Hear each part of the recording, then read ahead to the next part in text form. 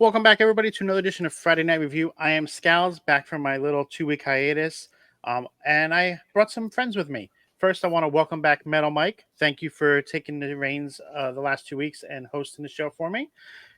We got the two OGs from Friday Night Review, Cam G and Jamie, and then a special guest tonight for the show, MJ Duplessis, aka Wheels. How's everybody doing tonight? Good. Awesome. I'm fan flippin-tastic. So, Cam, I see your little nickname underneath there. Just a bunch of pre-taped meh. Tell me how you really feel about SmackDown. That's pretty much it. Just a bunch of pre-taped meh. I mean, there was some good things. Don't get it twisted. But I mean, the main event I didn't even watch. Just turned it. Started playing Mortal Kombat. I mean, the show just bored me. You know what I mean? I mean, I get that it's a tape show, but you know, even if I did know it was a tape show, it feels taped. You know, it's just the overall like flow of the show just feels off. You know, so I don't know. The crowd was really good. Wasn't all that for certain segments, like they really like the loudest I've seen them get was, I mean, obviously for the Motor City Machine Guns when they popped up on screen for a brief second, and then of course, obviously for the Bloodline stuff. So they were okay for what they were. I get what he's saying because there was a few moments where you can tell, like, obviously we knew that it was a tape show, but there were a few moments where you can tell, like, they edited it just to kind of squeeze things together. That way they didn't go too over time with things. So especially during the Bloodline segment tonight, you could see some of the edited parts. I don't know about, maybe it's just because of my experience with, you know, producing pro wrestling and with, you know, putting stuff together and editing shows. I love a good old pre-tape show, like, because I can watch it and be like, oh, this is the cleanest, the crispest. You get all the best angles. You get the best presentation of this product that you can get. And me as a viewer, not as like oh, I want to see this live in living color. You know, like for me, I'm like, heck yeah, this is the best that they could give me. And I like it. You know, sometimes you got to have a little bit of that. You know, yes, I want to see stuff as it's happening. I want to see it live and living color. But for me, like, sometimes it's nice to be like, hey, this is what they can do if they were to slap something together, you know, and it was good.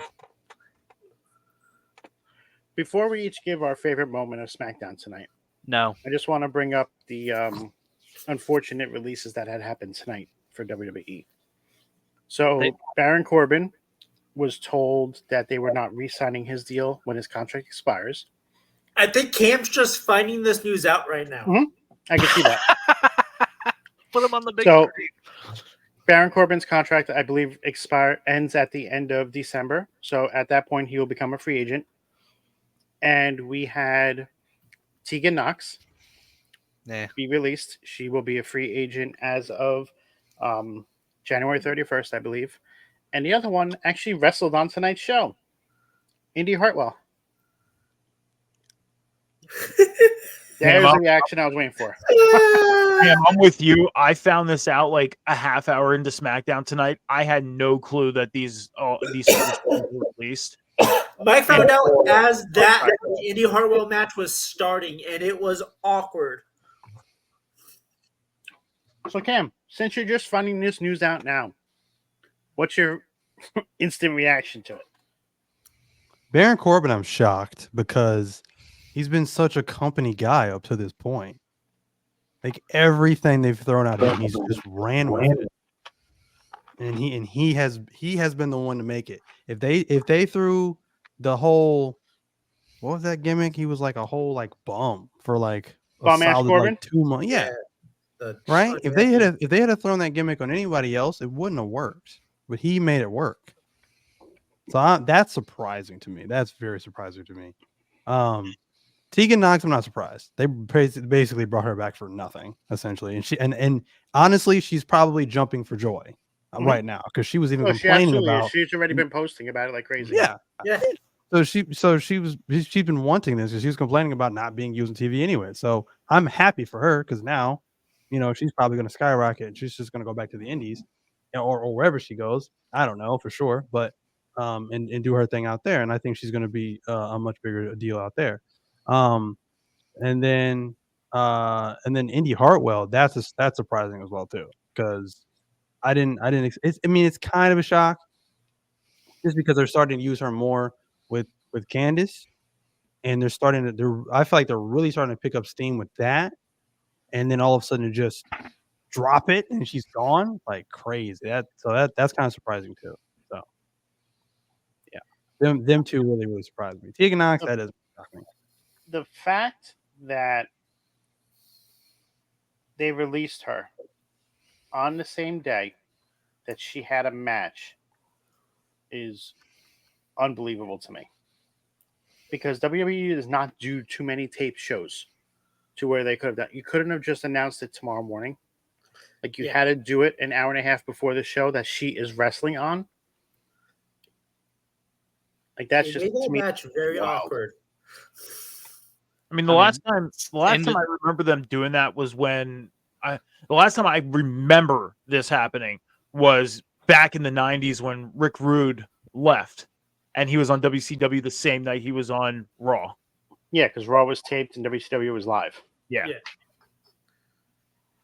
I mean, you had one wrestler who was on both WWE and AEW TV the same night. This is true. I remember that recently. It was like a But year. That's because AEW is taped. Yeah. The AEW is taped for Rampage, I believe it was. I mean, but it wasn't just an enhancement talent. But still,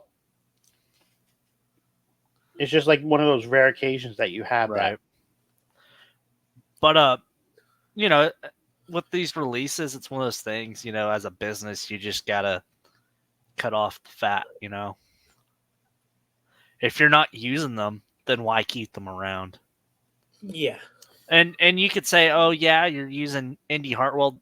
That one does kind of surprise me. It's like, yeah, you've been using her on TV, but like, do you have plans for her?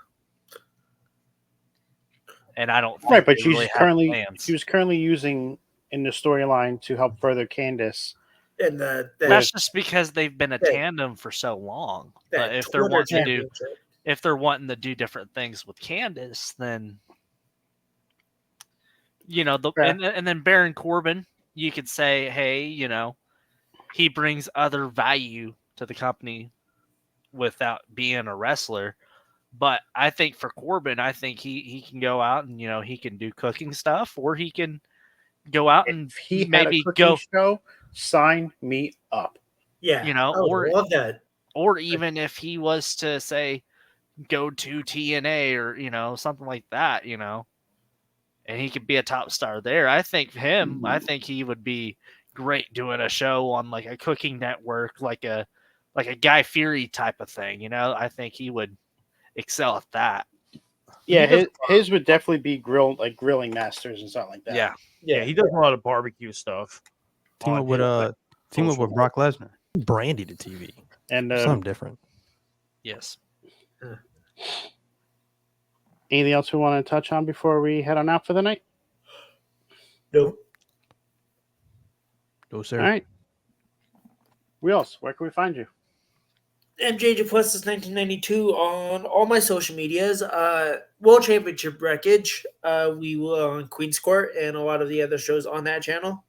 We should be doing a live with me, the Tribal Queen Breestout and Husky Harris watching Survivor Series 1994 here soon, actually. So be on the lookout for announcements for that. And this Sunday with Maya, Mike, and Cam, Red Zone on this channel. Yes, sir. Jamie? You can find me on my socials at Jimmy Rose PW. I think Twitter primarily is the way to get a hold of me. And you can find me at Diamond State Wrestling on YouTube. We do have our Diamond State of Emergency tomorrow evening with some very awesome stuff. So you could also find me Friday nights, Friday Night Review, right here on Off the Top Media. Mike? Yeah, Metal Mike 714 all across the socials, X, Instagram, TikTok, and Snapchat. Snapchat is and Twitch. Snapchat is the easiest way to get a hold of me. As far as on the networks here, next time you'll see me is Rivet City Red Zone on Sunday, 11 a.m. Eastern Standard Time, with Mr. MJ Duplessis Mike and Cam as our guest.